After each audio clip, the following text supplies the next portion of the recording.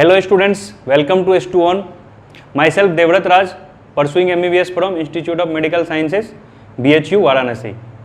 मैं पिछले 5 साल से बायोलॉजी पढ़ा रहा हूँ और बायोलॉजी पढ़ाने का हमारा अप्रोच ये रहता है कि पहले हम चीज़ों को समझेंगे, उसके बाद उसको लंबे समय तक याद रखते हैं।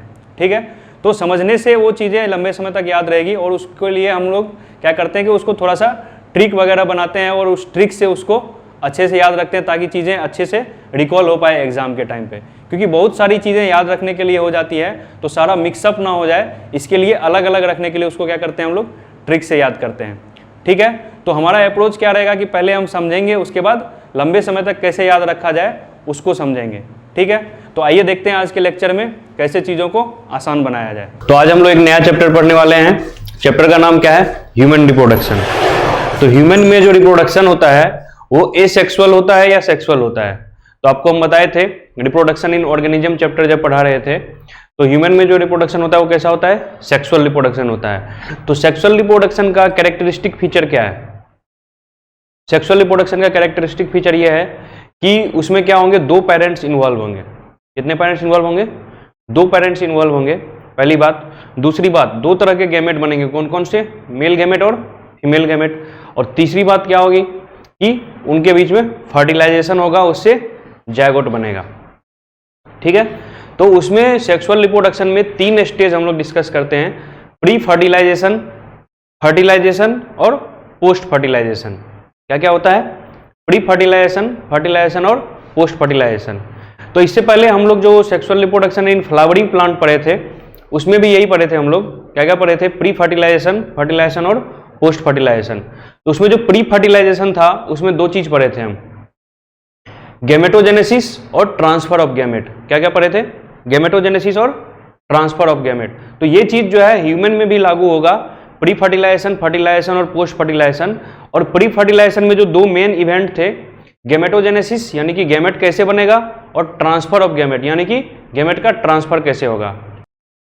तो क्या बात कर रहे थे हम कि प्री फर्टिलाइजेशन, फर्टिलाइजेशन और पोस्ट फर्टिलाइजेशन जिस तरह से हम लोग कहाँ पढ़े थे? प्लांट में पढ़े थे, उसी तरह से प्री फर्टिलाइजेशन, फर्टिलाइजेशन और पोस्ट फर्टिलाइजेशन ह्यूमन में भी होगा। ठीक है, तो ह्यूमन में भी प्री फर्टिलाइजेशन में 2 मेजर इवेंट होंगे। क्या क्या होंगे? गैमेटोजेनेसिस और ट्रांसफर ऑफ गैमेट। तो वहां पे जो गैमेटोजेनेसिस था वो 2 तरह का था फ्लावर में, माइक्रोस्पोरोजेनेसिस और मेगा स्पोरोजेनेसिस। लेकिन ह्यूमन में जो गैमेटोजेनेसिस है ये भी 2 तरह का होगा, मेल गैमेट बनना है और फीमेल गैमेट बनना है। तो जो मेल गैमेट बनता है उस प्रोसेस को क्या बोलते हैं? स्पर्मेटोजेनेसिस। क्या बोलते हैं? स्पर्मेटोजेनेसिस। और जो फीमेल गैमेट बनता है उसको क्या बोलते हैं? ऊजेनेसिस। क्या बनता है?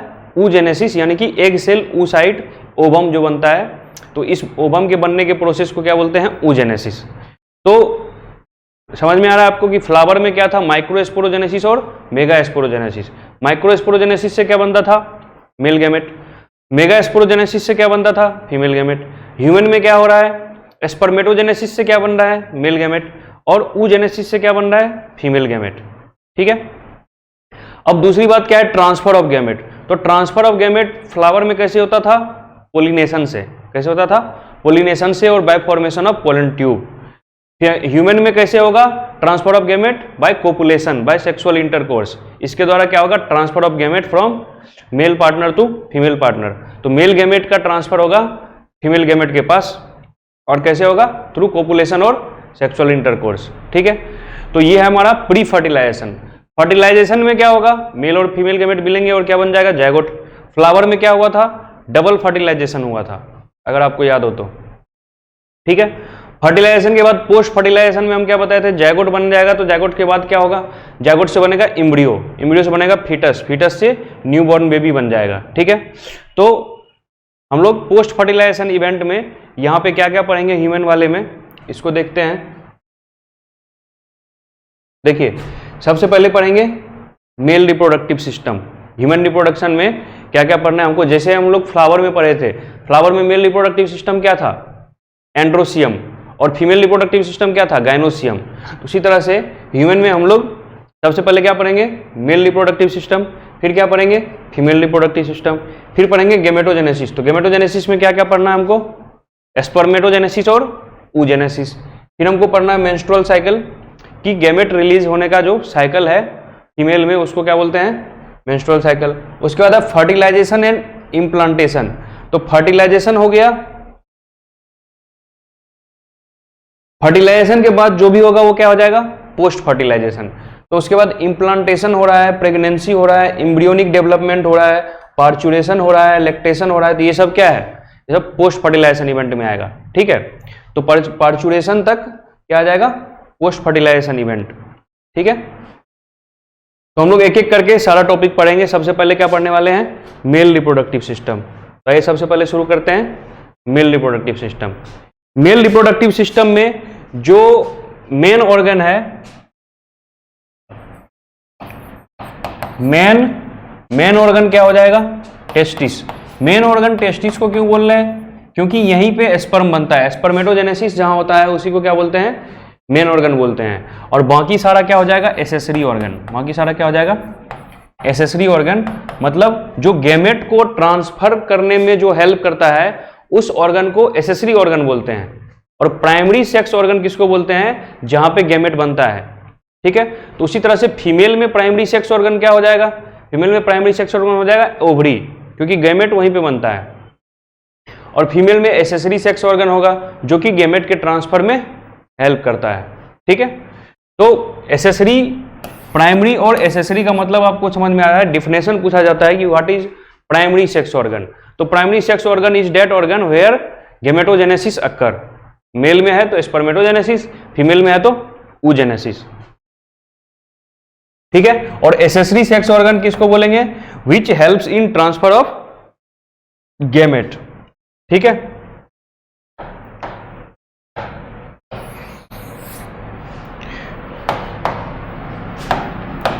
तो देखिए मेल सेक्स ऑर्गन में सबसे पहले ये क्या है, टेस्टिस। कितने टेस्टिस होंगे, 2, यानी कि 1 पेयर टेस्टिस होता है। ठीक, अब इस टेस्टिस से, टेस्टिस के अंदर क्या क्या है, देखिए टेस्टिकुलर लोब्यूल्स, रेटे टेस्टिस, वासा एफरेंसिया, एपिडेडर्मिस। अब ये सब क्या है इसको समझते हैं। इसका हम एक स्कीमेटिक डायग्राम बनाते हैं। ये टेस्टिस है। ठीक है, बोलता है कि each testis is divided into approximately 200 to 250 compartment. 200 से 250 कंपार्टमेंट में डिवाइड होता है और उसको हम बोलते हैं लोब्यूल्स। क्या बोलते हैं, लोब्यूल्स। तो लगभग 250 टेस्टिकुलर लोब्यूल्स होता है ईच टेस्टिस में। लगभग 250 टेस्टिकुलर लोब्यूल्स होता है ईच टेस्टिस में। ये आपका एनसीईआरटी का डाटा है। ठीक है, अब बोलता है कि हर एक लोब्यूल में, टोटल लोब्यूल कितने हो गए, 250, और हर एक लोब्यूल में क्या होता है कि 3 सेमिनिफेरस ट्यूब्यूल होते हैं। कितने, 3। तो 3 सेमिनिफेरस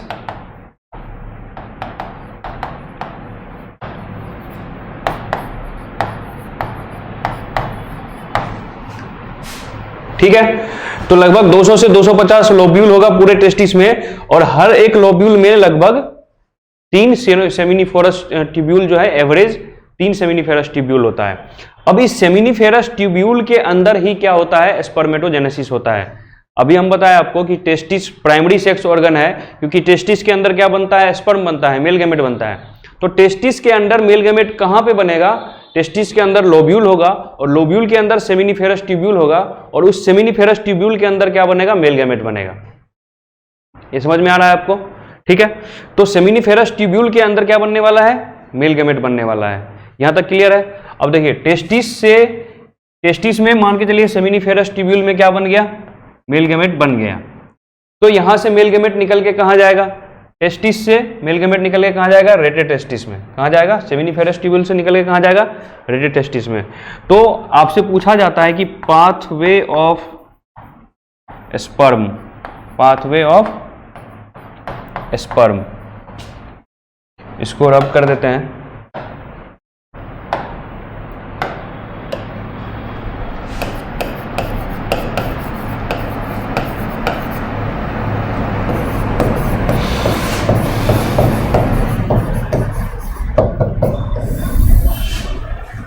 पाथवे ऑफ स्पर्म मतलब जहां बना वहां से कैसे कैसे कहां कहां से ट्रांसफर होके वो वापस बाहर निकलेगा। ठीक है, तो सबसे पहले बना कहां, सेमिनिफेरस ट्यूब्यूल में। कहां पे बनेगा, सेमिनिफेरस ट्यूब्यूल्स में। ठीक, अब सेमिनिफेरस ट्यूब्यूल्स से कहां जाएगा? सेमिनिफेरस ट्यूब्यूल से जाएगा रेटेटेस्टिस में। कहां जाएगा? रेटेटेस्टिस। रेटेटेस्टिस से कहां जाएगा? वासा एफरेंसिया।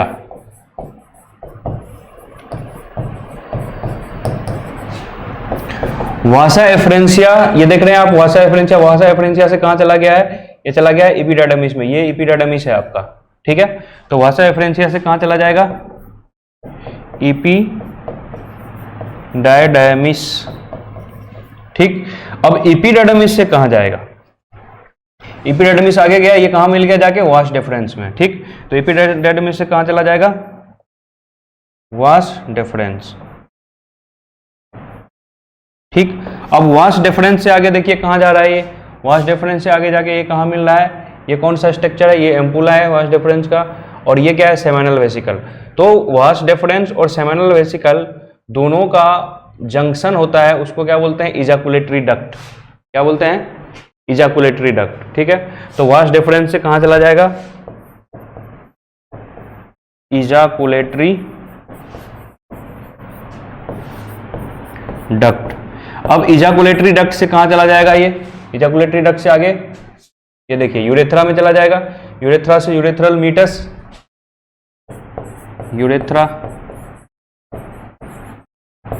ठीक, अब यहां से ड्यूरिंग सेक्सुअल इंटरकोर्स या ड्यूरिंग कोपुलेशन क्या हो जाएगा कि यूरेथ्रा से कहां पहुंच जाएगा? ये वेजाइनल कैनाल में। कहां पहुंच जाएगा? या फिर हम बोल देते हैं वेजाइना में। अब वेजाइना से कहां चला जाएगा? सर्विक्स में। सर्विक्स से चला जाएगा यूटेरस में। यूटेरस से कहां चला जाएगा? फेलोपियन ट्यूब में। ठीक, और फेलोपियन ट्यूब में क्या होगा? फर्टिलाइजेशन। तो इससे वेजाइना से आगे का पार्ट हम लोग कहां पढ़ेंगे? देखते हैं फीमेल रिप्रोडक्टिव ऑर्गन में। ठीक है, तो अभी हम क्या पढ़ रहे हैं? Male reproductive system. तो इसमें क्या क्या होता है? एक पेयर टेस्टिस होता है। टेस्टिस के अलावा टेस्टिस के ऊपर से क्या होता है? एपिडाडर्मिस होता है। एपिडाडर्मिस के बाद क्या होता है? वासा डेफरेंस होता है। वास डेफरेंस के बाद क्या होता है? वास डेफरेंस एक जगह आके यूरिनरी ब्लैडर के ऊपर क्या होता है? थोड़ा सा डायलेट हो जाता है उसका पाइप। ठीक है, तो जो डायलेटेड वास डेफरेंस का पार्ट है उसको हम लोग क्या बोलते हैं? एम्पुला। उसको क्या बोलते हैं? एम्पुला। ठीक, अब उसके बाद का बात पूछ रहा है ये कि एम्पुला से आगे चला है स्पर्म, तो ये जो पीला वाला स्ट्रक्चर है इसको क्या बोलते हैं? Seminal vesicle. ठीक है, तो ये कुछ फ्लूइड सिक्रेट करता है। क्या करता है? फ्लूइड सिक्रेट करता है, जो कि सेमाइनल फ्लूइड बनाता है। सेमाइनल वेसिकल से जो फ्लूइड निकलता है उसको क्या बोलते हैं? Seminal fluid. ठीक, तो यहां से सेमाइनल फ्लूइड निकलेगा और बल्बो यूरोथ्रल ग्लैंड से भी कुछ सिक्रेशन निकलता है। आपका एनसीईआरटी बोलता है कि बल्बो यूरोथ्रल ग्लैंड से जो भी सिक्रेशन निकलता है वो लिब्रिकेशन में हेल्प करता है। किस में हेल्प करता है? Lubrication of penis. ठीक, तो लिब्रिकेशन में हेल्प करता है। यहां से निकलेगा आगे, फिर यहां से क्या है? ये पेनिस। और पेनिस के बारे में बोलता है आपके एनसीईआरटी कि the terminal end of penis is dilated and is called glans penis. तो पेनिस का टर्मिनल एंड क्या होगा? डायलेटेड होगा, और उसको क्या बोलते हैं? ग्लांस पेनिस बोलते हैं। और बोलता है कि glans penis is covered by a thin fold of skin which is called four skin.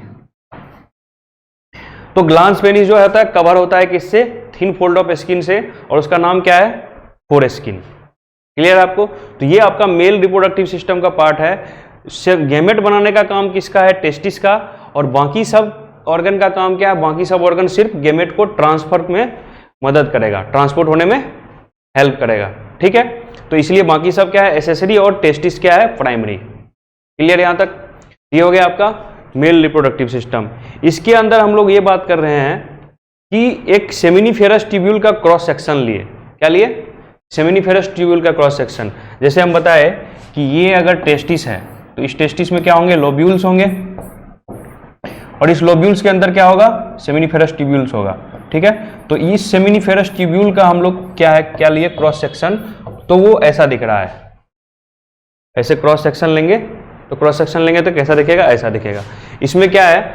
Interstitial cell है। सेमिनिफेरस ट्यूब्यूल के चारों तरफ क्या है? ये सब क्या है? Interstitial cell.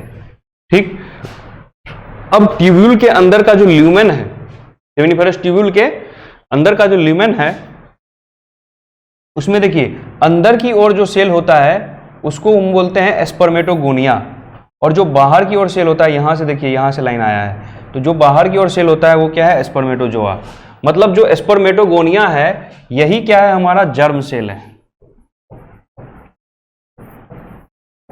मतलब स्पर्म जो बनता है वो किससे बनता है, स्पर्मेटोगोनिया से बनता है। तो स्पर्मेटोगोनिया कन्वर्ट होता है स्पर्मेटोसाइट में, अभी हम गेमेटोजेनेसिस पढ़ेंगे तो बताएंगे। फिर स्पर्मेटोसाइट से फिर क्या होता है, मियोसिस होता है, तो मियोसिस से क्या बनता है, 4 स्पर्मेटोजोआ बनते हैं, वही स्पर्मेटिड और स्पर्म में कन्वर्ट हो जाता है।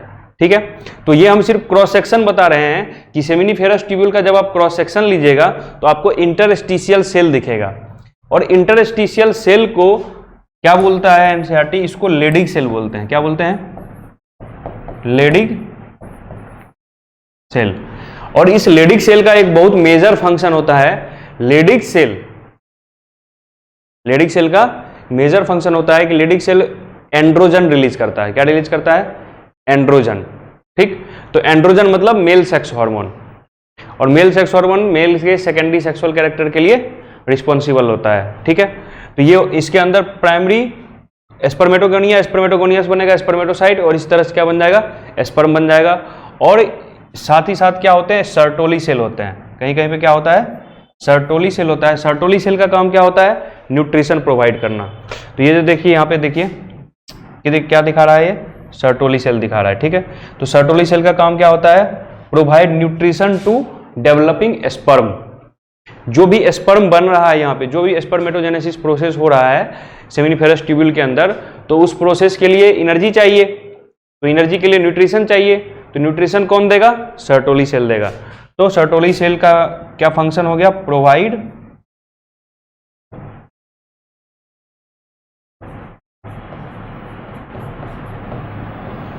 न्यूट्रिशन। किसको न्यूट्रिशन देगा, टू डेवलपिंग स्पर्म। तो ये हो गया आपका मेल रिप्रोडक्टिव सिस्टम वाला पार्ट। अब हम लोग बात करते हैं फीमेल रिप्रोडक्टिव सिस्टम में क्या क्या पार्ट आता है। ठीक, तो देखिए फीमेल रिप्रोडक्टिव सिस्टम में भी फिर से क्या होगा, प्राइमरी सेक्स ऑर्गन और एसेसरी सेक्स ऑर्गन। मतलब जहां पे क्या बनेगा, एग सेल बनेगा, फीमेल गैमेट बनेगा, उसको हम क्या बोलेंगे, प्राइमरी सेक्स ऑर्गन। और जो बाकी सारा पार्ट जो कि क्या करेगा, फीमेल गैमेट को ट्रांसफर करने में मदद करेगा, गैमेट के ट्रांसफर में मदद करता है, उसको क्या बोलते हैं हम, एसेसरी सेक्स ऑर्गन। ठीक, तो 1 पेयर ऑफ ओवरी, एक ओवरी इधर है, एक ओवरी इधर है, 1 पेयर ऑफ ओवरी होता है, ये होता है प्राइमरी सेक्स ऑर्गन। ये क्या होता है, प्राइमरी सेक्स ऑर्गन। और ओवरी के अलावा ये क्या है, हमारा फैलोपियन ट्यूब। यहां से यहां तक क्या है, फैलोपियन ट्यूब। फैलोपियन ट्यूब का जो सबसे प्रोक्सिमल पार्ट होता है, जो ओवरी के पास होता है, उसको हम बोलते हैं इनफंडिबुलम। और इनफंडिबुलम में फिंगर लाइक प्रोजेक्शन होता है जिसका नाम होता है फिम्ब्रे। अब समझिए फिम्ब्रे का काम क्या होता है। फिम्ब्रे का काम ये होता है जब इस ओवरी से ओवम रिलीज होगा, क्या रिलीज होगा, ओवम, तो इस ओवम को ये कलेक्ट करके कहां डाल देगा, इनफंडिबुलम में डाल देगा। ये किसका फंक्शन है, फिम्ब्रे का। तो fimbriae helps in collection of ovum into infundibulum. Infundibulum में एक बार ओवम पहुंच गया, तो एक बार जब ओवम इनफंडिबुलम में पहुंच जाएगा तो फैलोपियन ट्यूब में क्या होता है कि सीलिया होता है, सीलिएटेड एपिथेलियम होता है, और उस सीलिया के मदद से क्या होता है कि ओवम अंदर की ओर मूव करता है। ठीक है, तो उस सीलिएटेड एपिथेलियम होता है, उसके हेल्प से क्या होता है कि ओवम अंदर की ओर मूव करता है, और मूव करते करते कहां पहुंच जाता है, एम्पुला में पहुंच जाता है, इस्थमस में पहुंच जाता है। ठीक, अब उसके बाद क्या होता है कि इधर से क्या हुआ था, कोपुलेशन से क्या आया था, मेल गैमेट आया था, यानी कि स्पर्म आया था। क्या आया था, स्पर्म आया था।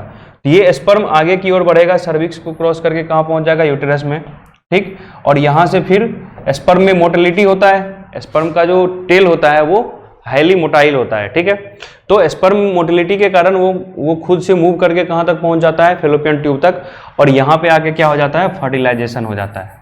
क्या हो जाता है, फर्टिलाइजेशन हो जाता है। ठीक है, तो फीमेल सेक्स ऑर्गन में फीमेल रिप्रोडक्टिव सिस्टम हम लोग पढ़ रहे हैं, इसमें क्या क्या आएगा, 1 पेयर ओवरी आएगा, 1 पेयर फैलोपियन ट्यूब आएगा, 1 पेयर फैलोपियन ट्यूब आएगा, 1 यूटेरस आएगा, 1 सर्विक्स आएगा, ठीक, 1 वेजाइना आएगा। ठीक, अब यूटेरस के बारे में आपका एनसीईआरटी बोलता है कि यूटेरस का जो वॉल होता है वो 3 लेयर से बना होता है। कितने लेयर से बना होता है, 3 लेयर से। तो यूटेरस का वॉल कौन कौन से लेयर से बना होता है? इंडोमेट्रियम, मायोमेट्रियम और पेरीमेट्रियम। तो सबसे जो बाहर का लेयर है वो क्या है? पेरीमेट्रियम। जो मायोमेट्रियम है वो बीच का मसल लेयर है, मस्कुलर लेयर है, मसल में कॉन्ट्रैक्शन और रिलैक्सेशन होगा, तो ये मायोमेट्रियम का लेयर है। इसके अलावा क्या है? इंडोमेट्रियम का लेयर। ठीक, तो इंडोमेट्रियम का जो लेयर है वो सबसे इनर लेयर है यूटेरस का, यूटेरस का सबसे इनर लेयर है। और इसी में होता है, इंडोमेट्रियम में ही होता है हाइपरट्रॉफी और हाइपरप्लेजिया। क्या होता है? हाइपरट्रॉफी और हाइपरप्लेजिया। इसके बारे में हम लोग डिस्कस करेंगे बाद में भी, अभी भी पढ़ लेते हैं। इंडोमेट्रियल हाइपरट्रॉफी एंड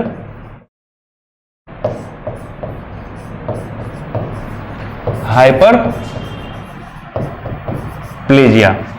तो हाइपरट्रॉफी का मतलब होता है इंक्रीज इन साइज। तो इंडोमेट्रियम के जो सेल हैं वो साइज में बढ़ जाते हैं, साइज में बड़े हो जाते हैं मेंस्ट्रुअल साइकिल में एक फिक्स टाइम पे। अभी मेंस्ट्रुअल साइकिल हम लोग जब पढ़ेंगे तब हम बताएंगे पूरा चीज, लेकिन इंडोमेट्रियम के सेल में ही ये चीज होता है। ये चीज अभी बता देते हैं तो वहां पे आप कनेक्ट कर पाएंगे। ठीक है, तो इंडोमेट्रियम का सेल जो होता है, जैसे मान के चलिए ये नॉर्मल इंडोमेट्रियम का सेल है, तो ये क्या हो जाएगा? बड़ा हो जाएगा साइज में। तो हम क्या बोलेंगे कि क्या हो गया? हाइपरट्रॉफी हो गया। क्या हो गया? हाइपरट्रॉफी हो गया। और हाइपरप्लेजिया कब बोलेंगे? जब एक सेल था और एक से ज्यादा सेल हो गया, नंबर बढ़ गया तो हाइपरप्लेजिया, और साइज बढ़ गया तो हाइपरट्रॉफी। तो इंडोमेट्रियम के सेल में दोनों काम होता है, साइज भी बढ़ जाता है और नंबर भी बढ़ जाता है। तो हम क्या बोलते हैं? Endometrial hypertrophy and hyperplasia takes place.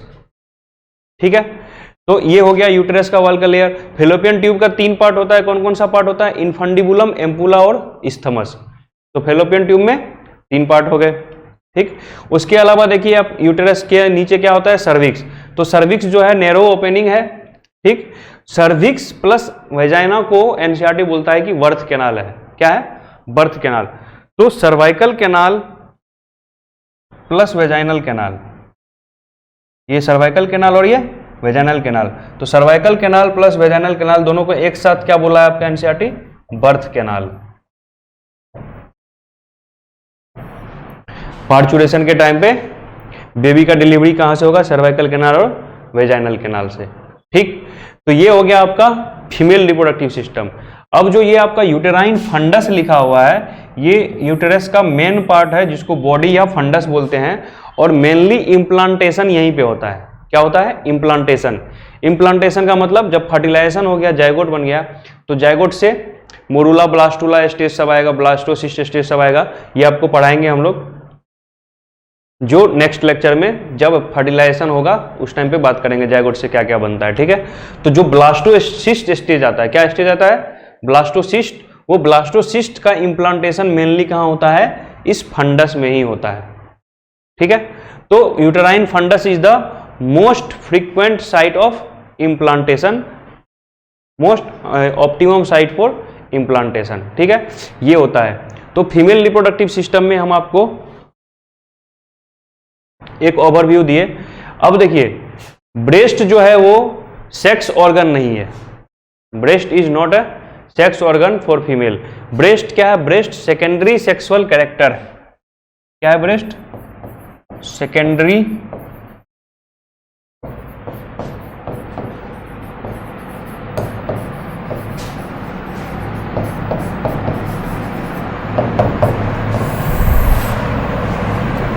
Breast क्या है? Secondary sexual character. जैसे क्या होता है कि मेल में सेकेंडरी सेक्सुअल कैरेक्टर क्या होता है कि मुस्टेच आ गया, मूंछ आ गया, दाढ़ी आ गया, ठीक है, एडम्स एप्पल बढ़ गया, आवाज फटने लगा, तो ये सब क्या है? सेकेंडरी सेक्सुअल कैरेक्टर है।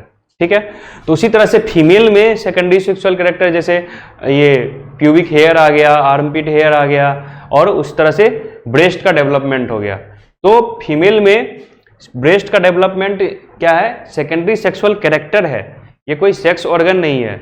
इसका ना तो गैमेट बनाने में कोई रोल है, ना गैमेट के ट्रांसफर में कोई रोल है, इसीलिए सेक्स ऑर्गन नहीं है। सेक्स ऑर्गन उसको बोलते हैं जो या तो गैमेट बनाता है, जो या फिर गैमेट के ट्रांसफर में हेल्प करता है। ठीक है, तो इसका दोनों में से कोई रोल नहीं है, इसलिए ये सेक्स ऑर्गन नहीं है।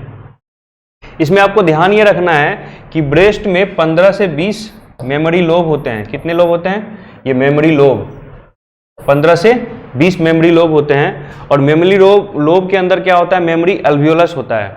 और अल्वियोलाई ही किससे कनेक्टेड होता है, मेमोरी डक्ट से। और अल्वियोलाई के अंदर ही मिल्क बनता है। क्या बनता है, मिल्क। तो अल्वियोलाई क्या करेगा, कॉन्ट्रैक्ट करेगा और उसके अंदर मेमोरी डक्ट से ये मिल्क का इजेक्शन होगा बाहर की ओर, निपल से। ठीक है, तो मेमोरी डक्ट, लैक्टिफेरस डक्ट, ये आपको सीक्वेंस कुल मिला के क्या है कि ये डायग्राम आपको याद रखना है। एनसीईआरटी का डायग्राम है, आपको नीट में पूछा जा सकता है। इसमें बहुत ज़्यादा डिटेल पढ़ने लायक नहीं है क्योंकि इससे डिटेल कभी पूछा गया नहीं है। ठीक है, pectoralis major muscle, pectoralis minor muscle, ये सब आपसे कहीं पूछा नहीं गया है कि पेक्टोरल रीजन में कौन कौन सा मसल होता है। सस्पेंसरी लिगामेंट ऑफ हुकर के, सस्पेंसरी लिगामेंट कौन सा होता है जिससे कि ये ब्रेस्ट अटैच होता है, ये सब कभी पूछा नहीं गया है। ठीक है, तो आपको क्या मेनली करना है कि आपको पहचान में आना चाहिए, अगर एग्जाम में आ गया तो ये स्ट्रक्चर क्या है, फैट है, ये स्ट्रक्चर क्या है, मेमोरी लोब है, ये स्ट्रक्चर क्या है, मेमोरी अल्वियोलस है, ये स्ट्रक्चर क्या है, मेमोरी डक्ट है। ठीक है, ये एम्पुला है जो डायलेटेड पोर्शन है डक्ट का, और उसके अंदर जो सबसे नीचे जो बहुत सारे लैक्टिफेरस डक्ट से मिलके क्या बनता है, निपल बनता है। ठीक है, तो ये आपका निपल का स्ट्रक्चर, ये सेकेंडरी सेक्सुअल कैरेक्टर है, मेनली आपको यही ध्यान में रखना है। तो अभी तक हम लोग क्या क्या पढ़ लिए, अभी तक हम लोग पढ़ लिए मेल रिप्रोडक्टिव सिस्टम और फीमेल रिप्रोडक्टिव सिस्टम। उसके बारे में हम मेनली ये जाने कि दो तरह के सेक्स ऑर्गन होते हैं, प्राइमरी सेक्स ऑर्गन और एसेसरी सेक्स ऑर्गन। तो प्राइमरी सेक्स ऑर्गन क्या होता है, जो गेमेट बनाता है, और एसेसरी सेक्स ऑर्गन क्या होता है, एसेसरी सेक्स ऑर्गन होता है जो गेमेट के ट्रांसफर में हेल्प करता है। ठीक है, अब हम लोग बात करेंगे गेमेटोजेनेसिस। तो गेमेटोजेनेसिस को दो पॉइंट में डील करेंगे हम लोग। मेल में होगा तो क्या बोलेंगे,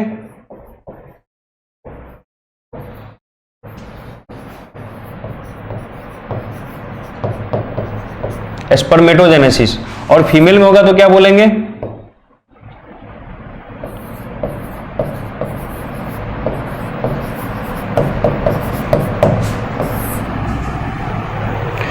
oogenesis।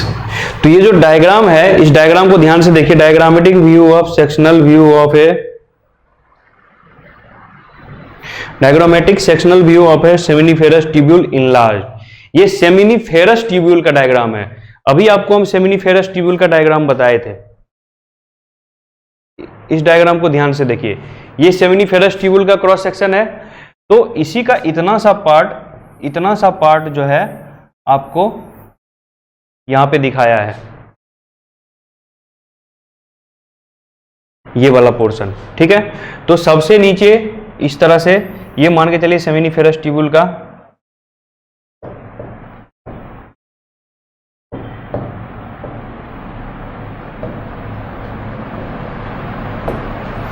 ये सेमिनिफेरस ट्यूब्यूल। ठीक, तो सबसे जो अंदर का लेयर होगा वो जर्म सेल होगा, वो क्या होगा, स्पर्मेटोगोनिया होगा। सबसे अंदर का लेयर क्या होगा, स्पर्मेटोगोनियम। ठीक है, तो एक है तो स्पर्मेटोगोनियम, और सारा सेल को एक साथ बोलेंगे तो हम क्या बोलेंगे, स्पर्मेटोगोनिया।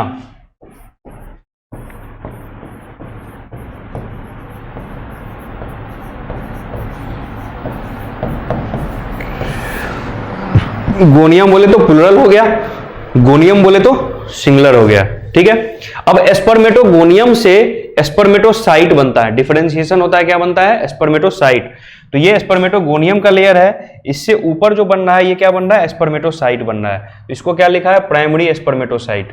क्या लिखा है, प्राइमरी स्पर्मेटोसाइट।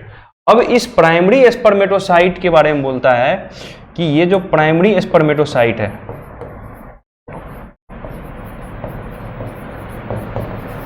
इस प्राइमरी स्पर्मेटोसाइट से क्या बनता है, सेकेंडरी स्पर्मेटोसाइट। तो प्राइमरी स्पर्मेटोसाइट के बाद क्या बन गया, सेकेंडरी स्पर्मेटोसाइट।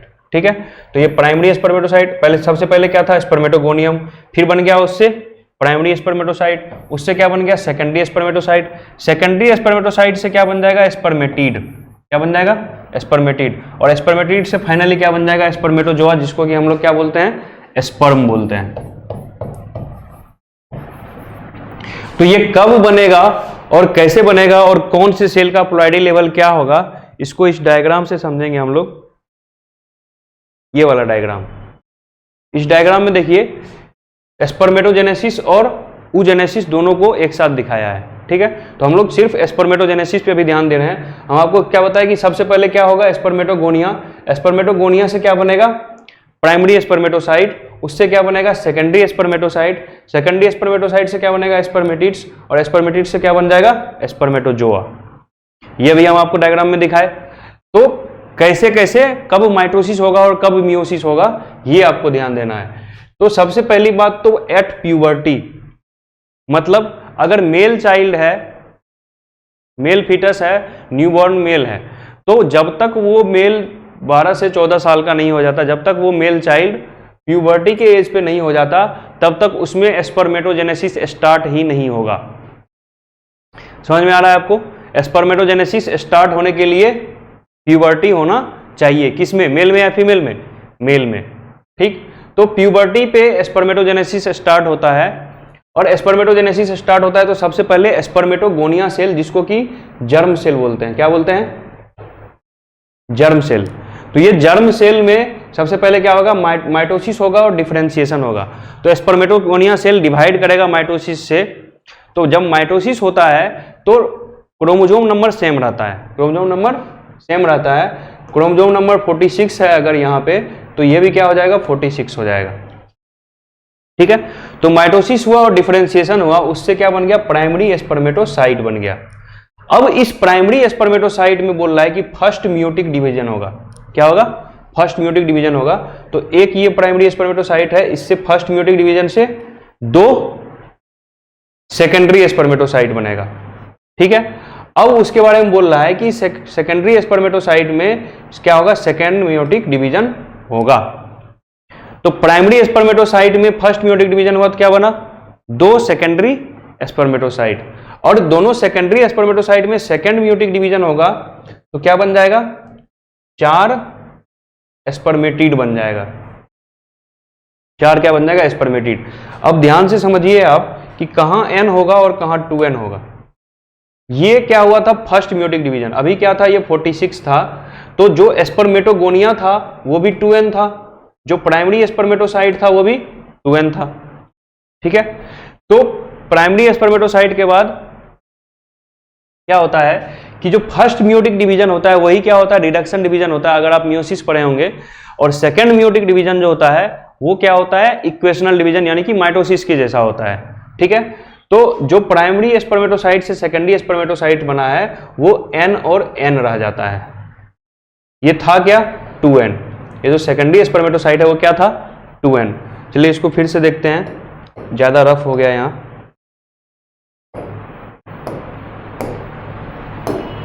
देखिए ये क्या है आपका 2n, ये भी क्या है 2n।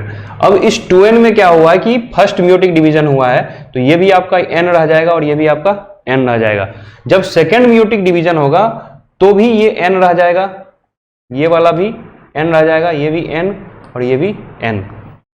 ठीक है, क्योंकि सेकेंड मियोटिक डिवीजन कैसा होता है, माइटोसिस जैसा होता है, तो जैसा इस सेल का प्लॉइडी होगा वही इन दोनों सेल का भी प्लॉइडी होगा। ठीक है, तो लेकिन हुआ क्या, आपको ध्यान क्या रखना है कि जो स्पर्मेटोगोनिया है वो हमारा जर्म सेल है। ठीक है, तो स्पर्मेटोगोनिया से क्या बनेगा, प्राइमरी स्पर्मेटोसाइट। कैसे बनेगा, माइटोसिस से और डिफरेंशिएशन से। प्राइमरी स्पर्मेटोसाइट से सेकेंडरी स्पर्मेटोसाइट कैसे बनेगा, फर्स्ट मियोटिक डिवीजन से। सेकेंडरी स्पर्मेटोसाइट से 4 स्पर्मेटिड कैसे बनेंगे, सेकेंड मियोटिक डिवीजन से। ठीक, और स्पर्मेटिड से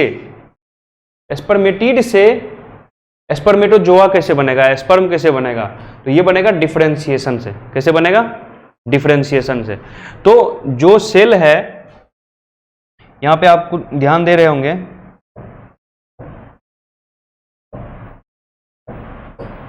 कि ये जो सेल है अभी राउंडेड सेल है, तो इस सब को क्या बोल रहे हैं हम, स्पर्मेटिड बोल रहे हैं। ठीक है, लेकिन इस राउंडेड सेल में क्या देख रहे हैं कि ये इस थोड़ा सा छोटा हो गया और इसमें क्या लग गया, टेल लग गया। ठीक है, तो इसका मतलब इसके शेप में क्या हो गया, चेंज हो गया है, और इसी प्रोसेस को हम क्या बोल रहे हैं, डिफरेंशिएशन बोल रहे हैं। क्या बोल रहे हैं, डिफरेंशिएशन। तो डिफरेंशिएशन से क्या हो गया है कि स्पर्मेटिड स्पर्मेटोजोआ यानी कि स्पर्म में कन्वर्ट हो गया है। ठीक है, तो ये है आपका स्पर्मेटोजेनेसिस। तो स्पर्मेटोजेनेसिस से स्पर्म बन गया, तो हम लोग स्पर्म का स्ट्रक्चर भी जान लेते हैं। स्पर्म के स्ट्रक्चर में क्या होता है, तो स्पर्म के स्ट्रक्चर में क्या क्या पार्ट होता है? एक होता है हेड, एक होता है नेक, एक होता है मिडिल पीस और एक होता है टेल। तो आपको ध्यान ये रखना है कि टेल क्या करता है? Tail provides motility. टेल का फंक्शन क्या है? मोटिलिटी। टेल के कारण ही स्पर्म क्या कर पाता है? मूव कर पाता है, ठीक है। और दूसरी बात मिडिल पीस, मिडिल पीस में क्या होता है? Mitochondria, energy source for swimming. तो टेल जब मूव करेगा तो टेल को क्या चाहिए? एनर्जी। तो एनर्जी कौन देगा? Middle piece. मिडिल पीस में क्या होता है? माइटोकॉन्ड्रिया होता है। तो ये मिडिल पीस का फंक्शन हो गया। इसके अलावा हेड है और नेक है। तो हेड में क्या होता है? न्यूक्लियस कंटेनिंग क्रोमोसोम मटेरियल, और यही फर्टिलाइजेशन में, फर्टिलाइजेशन से जब जायगोट बनता है तो आधा क्रोमोसोम यानी कि 23 क्रोमोसोम ये हेड ही लेके जाता है, और 23 क्रोमोसोम कहाँ होता है? एग सेल में होता है। तो दोनों मिलकर क्या हो जाते हैं? 46। और जो ऊपर का ये एक्रोसोम लेयर है और प्लाज्मा मेम्ब्रेन है, ये क्या करता है? हेल्प्स इन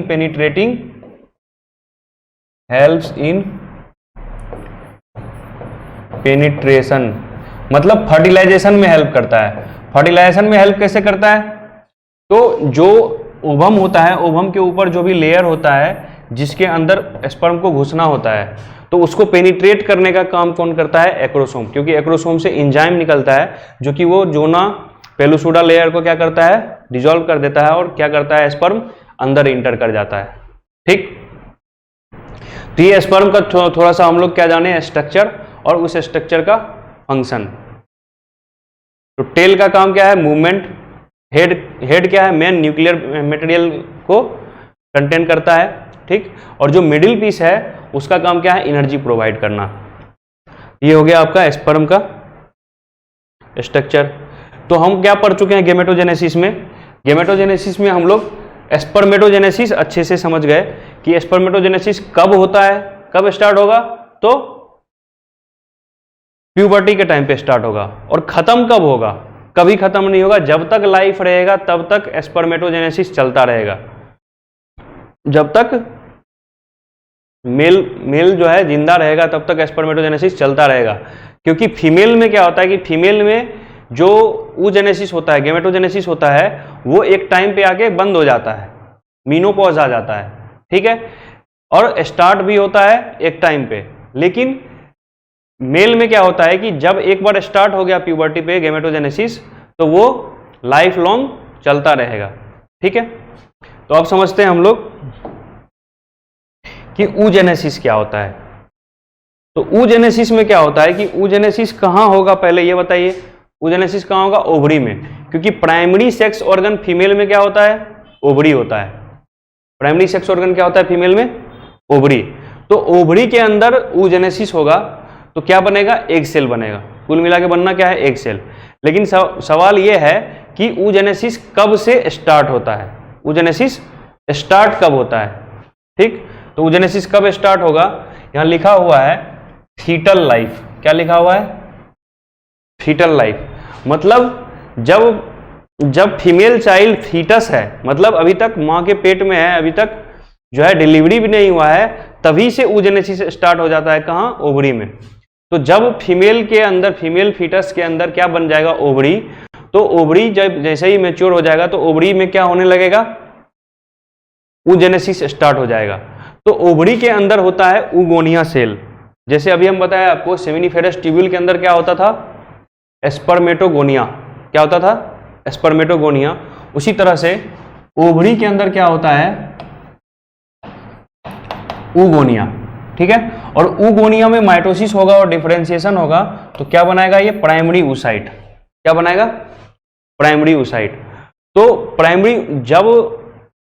जब चाइल्ड का बर्थ होता है, जब चाइल्ड का बर्थ होता है, तो ये जो प्राइमरी ooसाइट है, इस प्राइमरी ooसाइट में एम्ब्रियोनिक स्टेज में ही क्या हो जाता है? फर्स्ट मियोटिक डिवीजन स्टार्ट हो जाता है।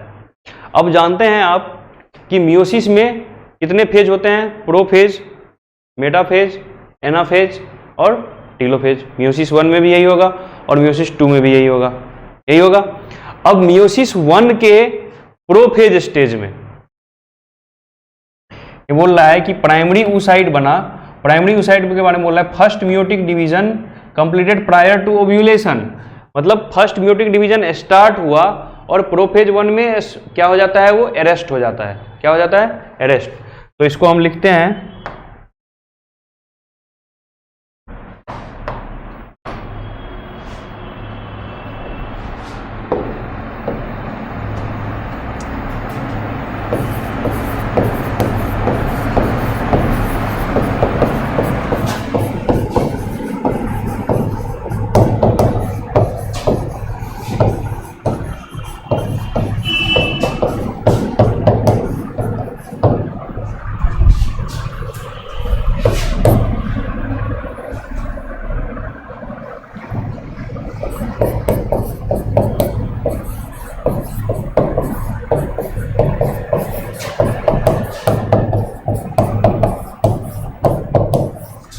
देखिए, पहली बात तो ये कि oogenesis स्टार्ट हो जाता है कब, एम्ब्रियोनिक लाइफ में। और दूसरी बात कि एम्ब्रियोनिक लाइफ में oogenesis स्टार्ट होगा जब, तो होता क्या है, oogonia सेल। जो oogonia सेल होता है, उस oogonia से क्या बनता है, प्राइमरी oocyte। तो हम क्या बोलेंगे कि oogenesis स्टार्ट हो गया है। अब जो प्राइमरी oocyte है, first meiotic division in primary oocyte, primary oocyte में फर्स्ट म्यूटिक डिवीजन स्टार्ट हो जाता है। ठीक है, स्टार्ट्स कब स्टार्ट हो जाता है, एम्ब्रियोनिक स्टेज में, इन एम्ब्रियोनिक स्टेज। तो एम्ब्रियोनिक स्टेज में ही क्या होता है कि प्राइमरी oocyte में फर्स्ट म्यूटिक डिवीजन स्टार्ट हो जाता है, बट अरेस्टेड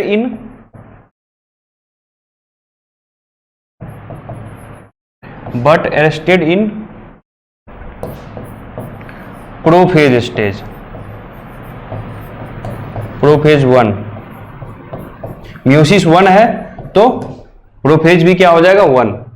तो प्रोफेज 1 में क्या हो जाता है, अरेस्ट हो जाता है।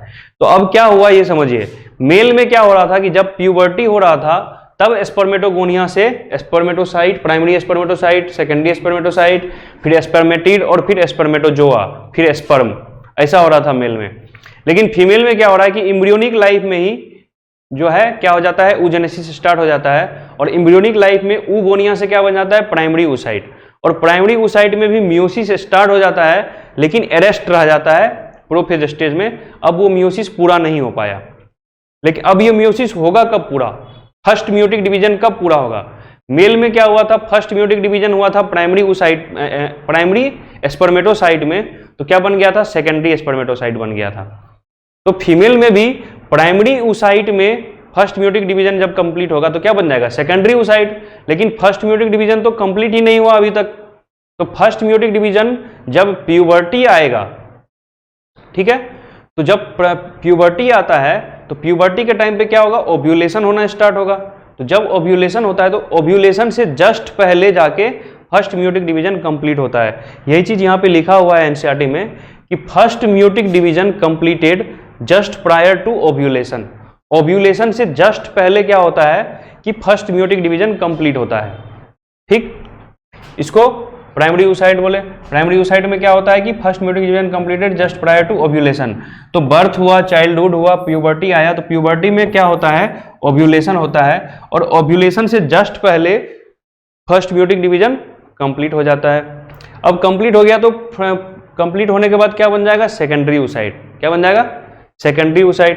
अब इस सेकेंडरी oocyte के बारे में बोलता है कि जब प्राइमरी oocyte में फर्स्ट म्यूटिक डिवीजन कंप्लीट हुआ था तो उससे दो तरह के सेल बने, एक बना सेकेंडरी oocyte और एक बना फर्स्ट पोलर बॉडी। दोनों में अंतर यह है, जनरली क्या होता है कि म्यूसिस 1 होता है तो दो सेल बनते हैं N और N के। 2N में जब म्यूसिस होता है तो N और N के दो सेल बनते हैं और जनरली क्या होता है कि दोनों इक्वल होते हैं। लेकिन यहाँ क्या हुआ है, एक सेल बड़ा है, एक छोटा है। जो छोटा है उसको क्या बोला, फर्स्ट पोलर बॉडी। तो छोटा उसको क्या बोला, फर्स्ट पोलर बॉडी। और जो बड़ा है उसको बोले सेकेंडरी oocyte।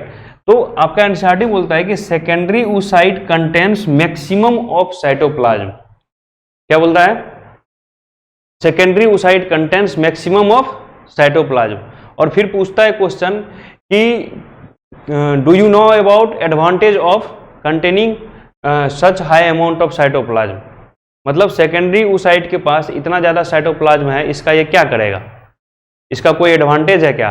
तो इसका एडवांटेज ये है कि जब सेकेंडरी oocyte में ज़्यादा साइटोप्लाज्म इसीलिए है क्योंकि स्पर्म में बहुत माइन्यूट अमाउंट ऑफ साइटोप्लाज्म होता है। तो स्पर्म में साइटोप्लाज्म कम होता है, तो स्पर्म और जब एग सेल मिलेगा तो जो जायगोट बनेगा उसमें साइटोप्लाज्म नॉर्मल अमाउंट में होना चाहिए। तो स्पर्म में कम है इसीलिए oocyte में ज़्यादा रखा जाता है, ठीक है। और स्पर्म में कम क्यों रखा जाता है? स्पर्म में कम इसलिए रखा जाता है ताकि स्पर्म हल्का हो तो वो मोटिलिटी कर सके, वो मूवमेंट कर सके, ठीक है। हल्का रहेगा तो ज्यादा मूवमेंट करेगा, भारी रहेगा तो कम मूवमेंट करेगा, ठीक है। तो सेकेंडरी oocyte में के बारे में बोलता है कि सेकेंडरी oocyte में सेकेंड म्यूटिक डिवीजन होगा। क्या होगा? सेकेंड म्यूटिक डिवीजन होगा। तो क्या बन जाएगा? एक ओवम बन जाएगा और सेकेंड पोलर बॉडी बन जाएगा। एक ओवम बन जाएगा और एक सेकेंड पोलर बॉडी बन जाएगा। तो क्वेश्चन पूछा जाता है कि पोलर बॉडी का क्या होगा आगे चल के। तो ये फर्स्ट पोलर बॉडी और सेकेंड पोलर बॉडी दोनों ही क्या हो जाएंगे आगे चल के? डिजेनरेट हो जाएंगे, ठीक है। और जो ओवम है, इस ओवम से फर्टिलाइज करेगा कौन? स्पर्म, और क्या बनाएगा? जायगोट। क्या बनाएगा? जायगोट। तो ये बात कर रहे थे हम लोग किस चीज का? गेमेटोजेनेसिस का। तो गेमेटोजेनेसिस में हम आपको पढ़ाए कि स्पर्मेटोजेनेसिस क्या होता है और ooजेनेसिस क्या होता है। पहला बात आपको ध्यान में ये रखना है कि स्पर्मेटोजेनेसिस कब स्टार्ट होता है, तो आप बताएंगे प्यूबर्टी। ooजेनेसिस कब स्टार्ट होता है, तो आप क्या बताएंगे? एम्ब्रियोनिक लाइफ में। क्या बताएंगे? ooजेनेसिस एम्ब्रियोनिक लाइफ में। अब नेक्स्ट क्वेश्चन क्या है कि आपसे पूछा जाए कि ooगोनिया जो होता है वो n होता है या 2n होता है, हैप्लॉइड होता है, डिप्लॉइड होता है। तो ooगोनिया क्या होता है? डिप्लॉइड होता है। प्राइमरी oocyte क्या होगा? ये भी क्या हो जाएगा? डिप्लॉइड हो जाएगा। अब इसमें फर्स्ट म्यूसिस स्टार्ट हुआ है लेकिन कंप्लीट नहीं हुआ है, तो जो सेकेंडरी oocyte होगा वो क्या हो जाएगा? हैप्लॉइड हो जाएगा, क्योंकि एक म्यूसिस हो गया तो n हो जाएगा और उसमें सेकेंड म्यूसिस हो जाएगा तो फिर वो ओवम भी क्या रह जाएगा? n ही रह जाएगा, ठीक है। तो जो प्लाइडी लेवल होता है वो अक्सर पूछ लिया जाता है। आपको क्या करेगा? क्वेश्चन में लिख के देगा प्राइमरी oocyte, ooगोनिया, सेकेंडरी oocyte, स्पर्मेटोगोनिया, इस तरह से 4-5 ऑप्शन लिख के देगा और फिर पूछेगा how many of the following structure are haploid, या फिर पूछेगा how many of the following structure are diploid, ऐसे पूछेगा। तो ooगोनिया क्या है? डिप्लॉइड। प्राइमरी oocyte क्या हो जाएगा? डिप्लॉइड। सेकेंडरी oocyte क्या हो जाएगा? हैप्लॉइड। और ओवम क्या हो जाएगा? हैप्लॉइड। फिर फर्स्ट पोलर बॉडी और सेकेंड पोलर बॉडी ये दोनों भी क्या हो जाएंगे? हैप्लॉइड। अब इधर आ जाते हैं स्पर्मेटोगोनिया। स्पर्मेटोगोनिया क्या हो जाएगा? 2n। प्राइमरी स्पर्मेटोसाइट क्या हो जाएगा? 2n। सेकेंडरी स्पर्मेटोसाइट क्या हो जाएगा? n। स्पर्मेटिड क्या हो जाएगा? n। और स्पर्मेटोजोआ भी क्या हो जाएगा? n, ठीक है। तो ये है आपका प्लॉइडी लेवल। तो गेमेटोजेनेसिस में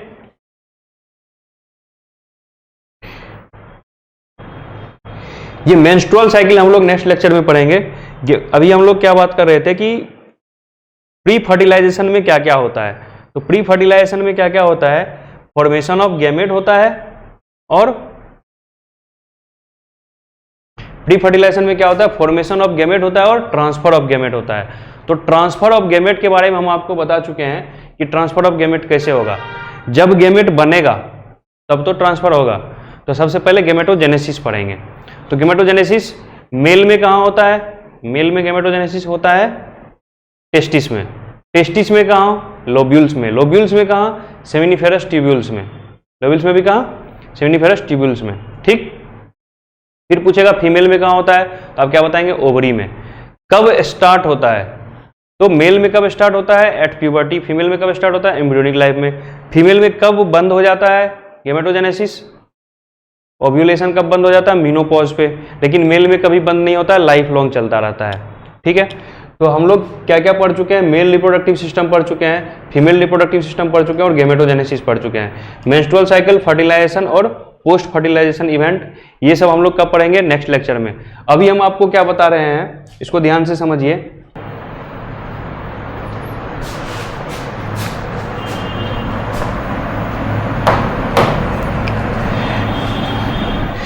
जो स्पर्म बना कहां बना? सेमिनिफेरस ट्यूब्यूल्स में। तो ये आपका टेस्टिस है। टेस्टिस के अंदर हम बताए कि क्या होंगे? लोब्यूल्स होंगे, और लोब्यूल्स के अंदर क्या हो जाएगा हमारा? सेमिनिफेरस ट्यूब्यूल्स हो जाएगा। तो सेमिनिफेरस ट्यूब्यूल्स के अंदर क्या होता है कि स्पर्मेटोगोनिया है, स्पर्मेटोगोनिया से स्पर्मेटोसाइट बना, स्पर्मेटोसाइट से सेकेंडरी स्पर्मेटोसाइट बना, उससे स्पर्मेटिड बना। ठीक है, अब इन सब को क्या चाहिए? न्यूट्रिशन। इन सब को क्या चाहिए? न्यूट्रिशन। क्योंकि क्या हो रहा है कि माइटोसिस हो रहा है, मियोसिस हो रहा है, सेल डिवीजन हो रहा है, तो सेल डिवीजन के लिए एनर्जी चाहिए, तो एनर्जी के लिए न्यूट्रिशन चाहिए। तो इन सबको न्यूट्रिशन कौन देता है? तो न्यूट्रिशन देता है सर्टोली सेल। सबसे पहली बात तो आपको ये याद रखना है। ठीक है, अब इसके अलावा जब हम फीमेल वाले पार्ट में जाएंगे, तो प्राइमरी oocyte से सेकेंडरी oocyte जो बना है और सेकेंडरी oocyte से जो ओवम बना है, ठीक है, तो इसमें आपको ध्यान ये रखना है कि प्राइमरी oocyte से जब सेकेंडरी oocyte बनता है तो इसमें और भी स्टेजेस आते हैं। क्या हो जाता है कि जो प्राइमरी oocyte है इसमें क्या लग जाता है? फॉलिकुलर सेल्स लग जाता है। ठीक है, तो इसको क्या बोलते हैं? Primary follicle. क्या बोलते हैं? Primary follicle. प्राइमरी फॉलिकल से क्या बनता है? Secondary follicle. प्राइमरी फॉलिकल से क्या बनता है? Secondary follicle. सेकेंडरी फॉलिकल से क्या बनता है? Tertiary follicle. सेकेंडरी फॉलिकल से क्या बनता है? Tertiary follicle. और टर्शियरी फॉलिकल से में क्या बन जाता है कि ये जैसे मान चलिए ये टर्शियरी फॉलिकल है, तो इसमें एक एंट्रम कैविटी बन जाता है। क्या बन जाता है? एंट्रम। आपसे क्वेश्चन पूछा जाता है नीट में कि ये एंट्रम क्या होता है, तो आप बोलेंगे एंट्रम जो होता है ये फ्लूइड फील्ड कैविटी होता है। क्या होता है? Fluid field cavity. तो एंट्रम जो होता है वो फ्लूइड फील्ड कैविटी होता है, और ये किसमें होता है? मैच्योर ग्राफियन फॉलिकल में होता है। किसमें होता है? मैच्योर ग्राफियन फॉलिकल में होता है। ठीक है, इसको फिर से लिख देते हैं हम।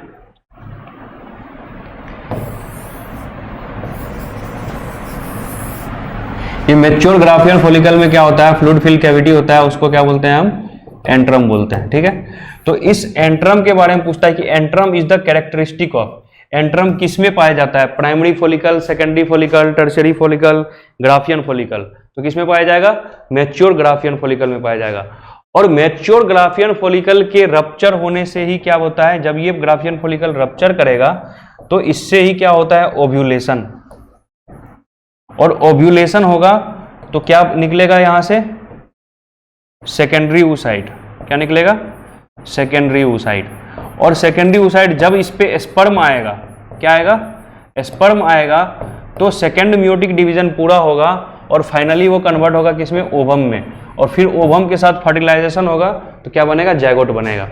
ठीक है, तो ये चीज आपको ध्यान रखना है कि एंट्रम क्या होता है। आपसे मेनली क्या पूछा जाएगा कि एंट्रम क्या होता है? सर्टोली सेल का फंक्शन बताया आपको, और एंट्रम बताया क्या होता है। एंट्रम फ्लूइड फील्ड कैविटी होता है, किसका पार्ट है? मैच्योर ग्राफियन फॉलिकल का पार्ट है। ठीक है, तो ये इसके आगे का हम लोग जो है नेक्स्ट क्लास में डिस्कस करेंगे कि मेंस्ट्रुअल साइकिल क्या होता है। और मेंस्ट्रुअल साइकिल का ये वाला ग्राफ जो है आप लोग एक बार एनसीईआरटी से पढ़ के आइएगा तो वो आपको ज्यादा समझ में आएगा। ठीक है, thank you. On S2ON study is always on. Concepts के बेहतर रियलाइजेशन के लिए S2ON पर बने रहिए।